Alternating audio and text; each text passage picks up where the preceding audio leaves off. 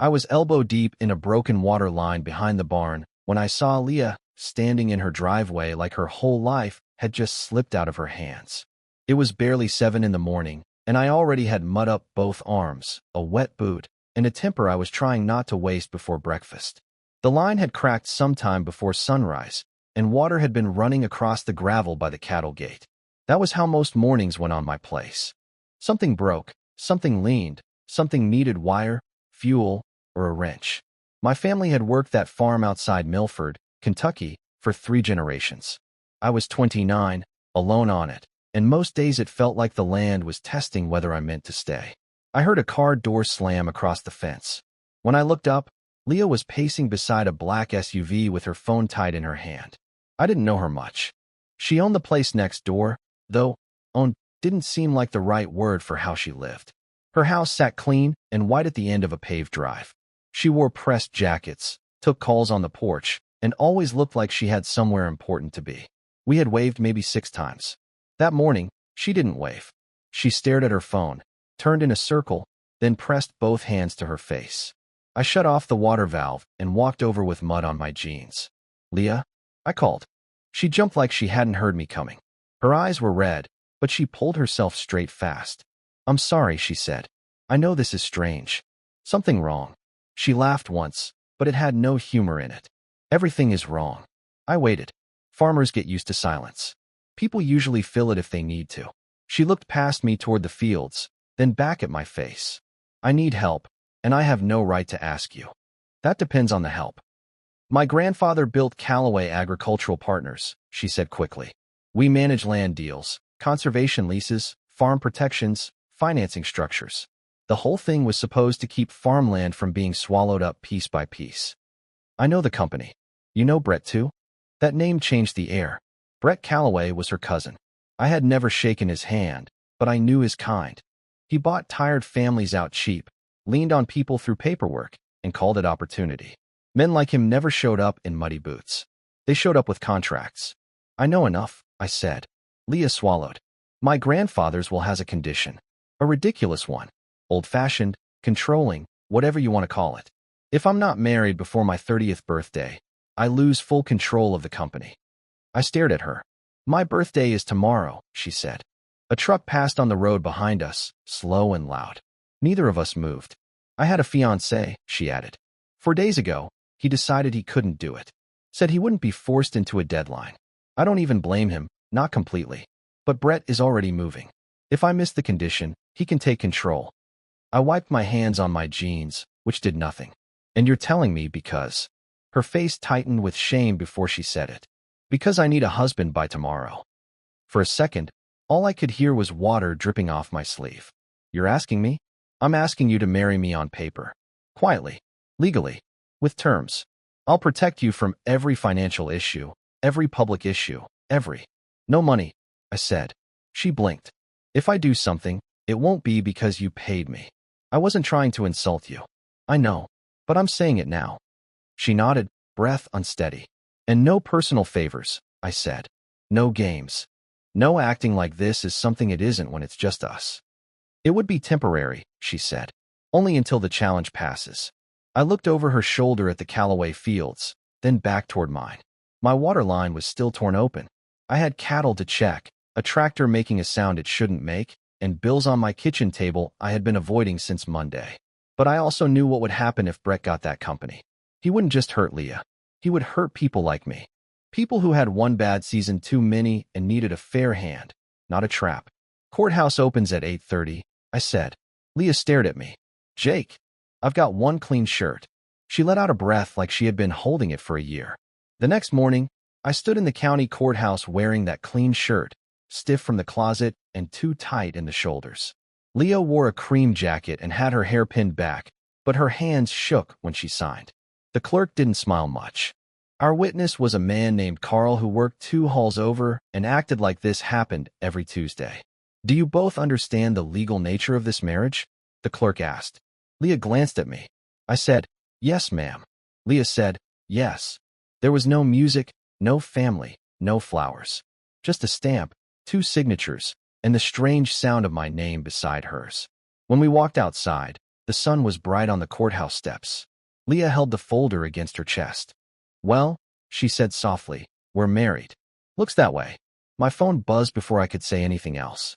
Hers buzzed right after. She checked the screen, and the little bit of relief on her face disappeared. "What is it?" I asked. "Brett's already challenging it," she said.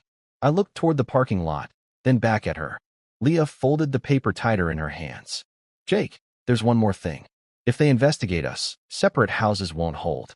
I need to move into your farmhouse." Leah moved into my farmhouse that same afternoon with 2 bags, 1 laptop, and the face of a woman trying not to fall apart in front of a man she had married before lunch. I had lived alone long enough that another person's suitcase by the front door looked strange. My place wasn't dirty, exactly, but it was a working farmhouse. There were boots by the mudroom, bills stacked beside the toaster, a feed store calendar on the wall, and 1 kitchen chair that leaned if you sat wrong. Leah stood in the entry and looked around like she was trying to memorize the rules. "Guest room's down the hall," I said. "Bathroom sticks if you don't pull the door hard. Coffee maker works when it wants to." She nodded. "Thank you.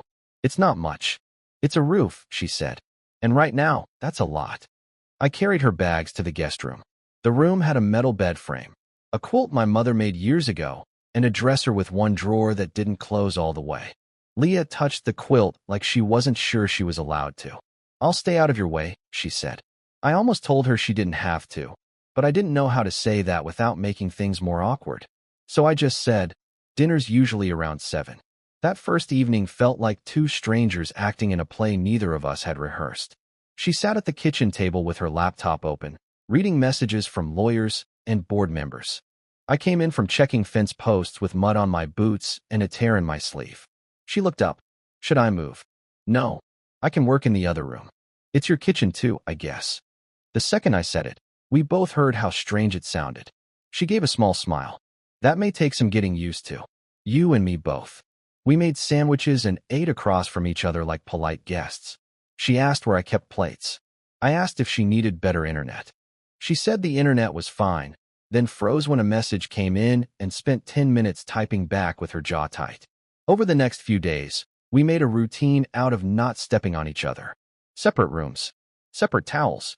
Careful good mornings. She took calls in a low voice while I worked outside.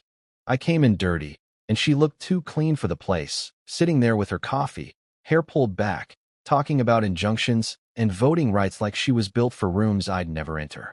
I figured she wouldn't last long on a farm. Then one afternoon, I was heading out to fix the south fence, and she came onto the porch wearing jeans and boots that looked too new. "Can I come?" she asked. I looked at her hands. "You ever worked fence?" "No. You'll hate it." "Probably." I waited for her to laugh, but she didn't. So I handed her a pair of gloves. The fence had sagged where a steer pushed through the wire.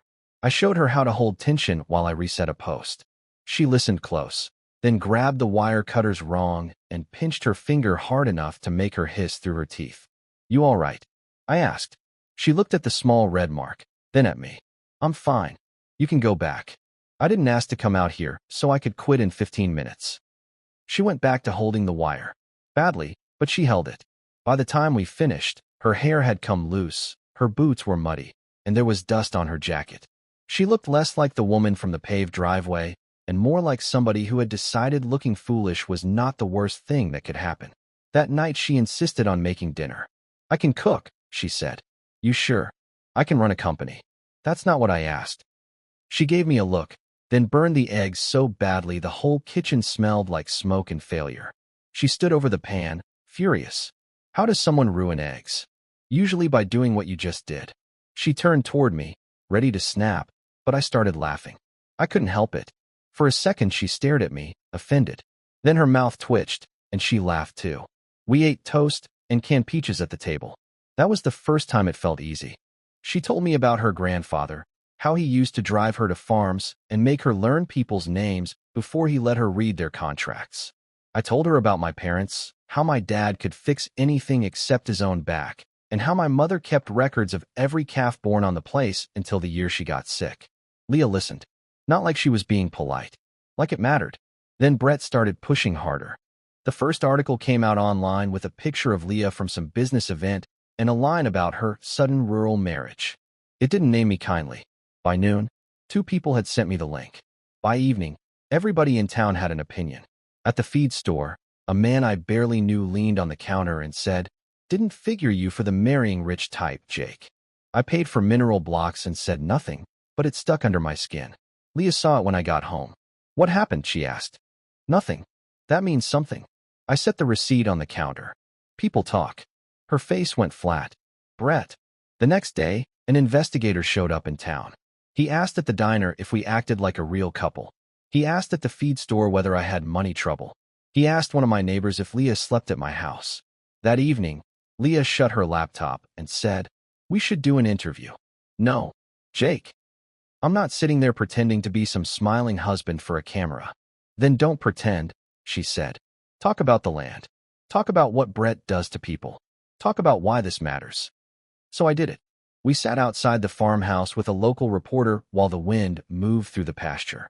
Leah answered questions clean and steady. When the reporter tried to make it sound like a trick, Leah didn't flinch. "Call it sudden," she said, "but don't call it careless." Then she looked at me, and I talked about farms that disappear one bad signature at a time. We didn't hold hands. We didn't act sweet. But when I stumbled over a question, Leah stepped in. When she got pressed too hard, I backed her up. Somehow, by the end, we sounded less like 2 people covering a story and more like 2 people standing on the same side of one. For a day, things quieted. Then I found the irrigation pipes cut in the lower field. Clean slices. Too clean for weather, cattle, or bad luck. Leah stood beside me in the dirt, staring at the water spilling into the rows. I didn't say Brett's name. I didn't have to. She crossed her arms tight and said, "This isn't about proving anything anymore." "No," I said, watching the field flood. "Now he's trying to scare us." I spent the next morning in the lower field with a shovel, a wrench, and a bad mood I didn't bother hiding. The irrigation pipes had been cut in 3 places. Not cracked, not chewed, cut. Whoever did it knew exactly where the water would run and how much trouble it would cause before I found it. By the time I shut the line down, part of the field was soaked, and the rest was drying out under a sun that didn't care what kind of week I was having. Leah came out with a notebook, her phone, and that sharp look she got when her mind started moving faster than everyone else's. "Don't touch that piece yet," she said. I looked up from the ditch. "It's pipe, Leah. I have to fix it. And I have to document it first."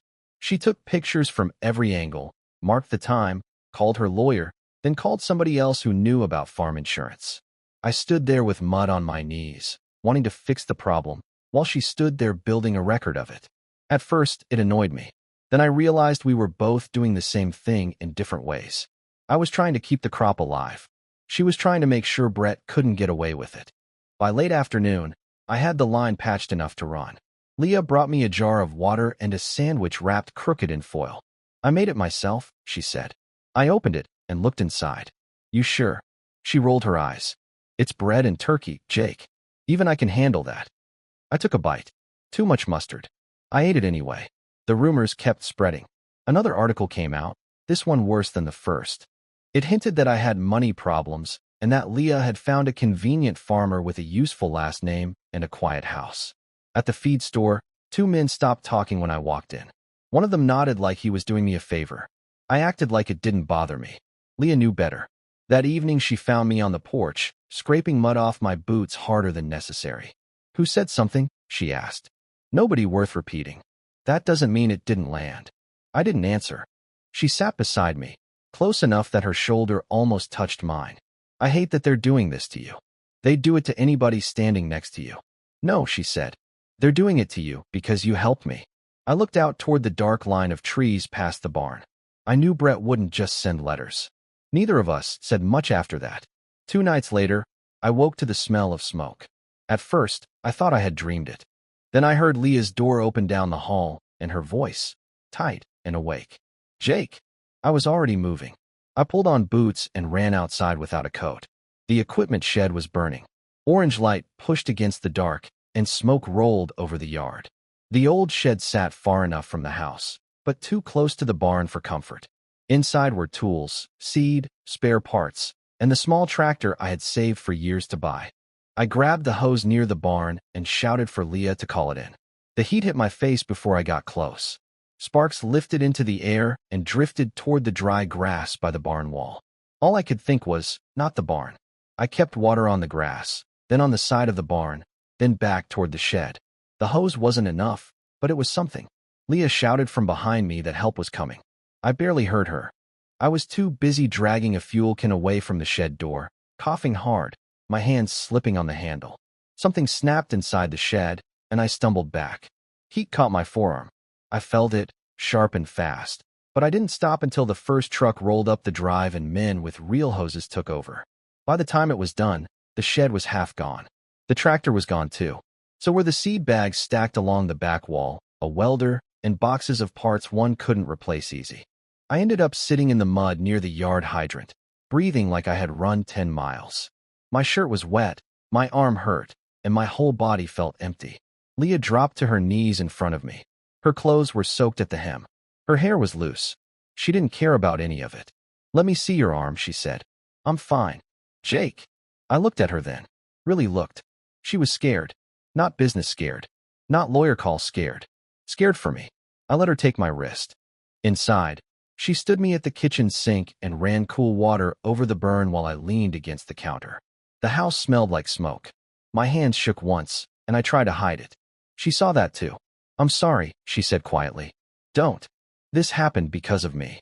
This happened because Brett doesn't like being told no." She wrapped my arm with careful fingers. Her face was close enough that I could see a small streak of ash near her cheek. "You could have gotten badly hurt," she said. "I didn't, but you could have." The kitchen went quiet. She didn't let go of my hand right away, and I didn't pull it back. That was the first honest thing between us that needed no explanation. The marriage had started with paperwork, rules, and separate rooms. But there in that smoky kitchen, with her fingers around my wrist and my farm damaged outside, it didn't feel like a deal anymore. The next morning, Leah got the call. Brett had forced an emergency verification hearing. The board wanted proof the marriage was legitimate. If they ruled against her, she could lose the company. I could get dragged into it too. For 2 days, our fake life got laid out across the kitchen table like evidence. Photos from the interview. Receipts with both our names. Statements from neighbors who had seen her at the farm. A note from Carl at the courthouse. Even a written statement from the reporters saying we had acted like a couple, though not in a polished way. Leah looked at the pile and gave a tired laugh. "Our marriage has paperwork for its paperwork. Sounds about right." That night, she sat on the back porch, wrapped in one of my old flannel shirts. The yard still smelled faintly of burned wood. I sat beside her. "After a while," she said, "tell me something true." I knew what she meant. I looked down at our hands resting close on the porch step. I stopped thinking of this as temporary a while ago. She turned her head toward me, slow. I kept going before I lost the nerve. "I don't know when. Maybe the fence. Maybe the eggs. Maybe when you got mad about the article before I even admitted I cared." Her voice was soft. "Jake, that's the truth." She slid her hand into mine. "I stopped too," she said. "I kept telling myself we were surviving a problem. But somewhere in the middle of it, I started wanting to come home here." We sat there in the dark, holding hands like it was simple, even though nothing around us was. The next morning, we drove to Lexington for the hearing. Leah wore her press jacket. I wore my clean shirt again, the one that had already seen one courthouse and too much trouble. This time, when she reached across the seat, I took her hand before she had to ask. The boardroom in Lexington looked like the kind of place where nobody ever had mud on their boots. Long table, glass walls, silver pitcher of water, men in suits who looked at me like I had wandered into the wrong building. Leah walked in beside me with her chin up, but I could feel the tightness in her hand before she let go. Brett was already there. He wore a navy suit and a calm smile, like he hadn't spent the last week turning our lives inside out. When his eyes landed on me, he gave a little nod. "Jake," he said, "good of you to dress up." I looked at him. "Good of you to show up in person." Leah's lawyer touched my sleeve like that meant stop talking. So I did. The hearing started cold and formal. Brett's side spoke first. They made our marriage sound like a trick pulled in a hurry by two people with no real bond. They called me a neighboring farmer. They called Leah a party under pressure. They said the timing alone proved the marriage was only a legal move. I sat there listening to strangers talk about my life like it was a receipt. Then Brett stood. "My cousin is intelligent," he said, looking around the room. "But desperation makes intelligent people reckless. She found a man nearby, gave him a role to play, and expected this board to accept theater as marriage. Leah didn't move. He turned his eyes toward me. Mr. Harmon had plenty to gain. Access, influence, financial protection, maybe land opportunities down the road. That one got under my skin, but Leah put her hand over mine under the table. Just once. Just enough. When her turn came, she stood slowly. I'm not going to pretend this began like a normal marriage, she said. The room went still. Brett's smile widened a little. Leah kept going. I was out of options. My birthday was one day away. My fiancé had left. Brett was already preparing to take control of a company my grandfather built to protect working farms. She looked down at me, then back at the board. So yes, I asked Jake Harmon to marry me because I needed help. I asked the nearest decent man I knew, even though I barely knew him. And he said yes without asking me for money, land, favors, or promises. Brett's smile faded. Leah's voice stayed steady, but I could hear the feeling under it now. What began as necessity became real. Not in one grand moment. In small ones. In a broken fence. A burned dinner. A public lie he absorbed without blaming me. A damaged field he repaired while I documented every detail. A night when he risked everything he owned to protect the rest of his farm. She took a breath. I fell in love with my husband after I married him. That may not be the story this board expected, but it is the truth, and it does not make this marriage false. Write in the comments. Was Leah right that a marriage can become real after it starts as a deal, or would you still call it fake because of how it began? Nobody spoke for a second. Then Leah sat, and all eyes shifted to me. Her lawyer nodded. I stood, feeling the clean shirt pull at my shoulders. I'm not good at rooms like this, I said. So I'll keep it plain. I didn't marry Leah for money. I didn't marry her for status. I married her because I knew what Brett Calloway would do if nobody stood in his way. Brett leaned back, jaw tight. I've watched families lose land because men like him know how to push when people are tired. Leah's company matters because it can stop that. At first, that was why I signed. But I'm not here because of a document anymore. I looked at Leah. I'm here because Leah is my wife. Her eyes shone, but she didn't look away. Then her lawyer opened the folder that changed everything.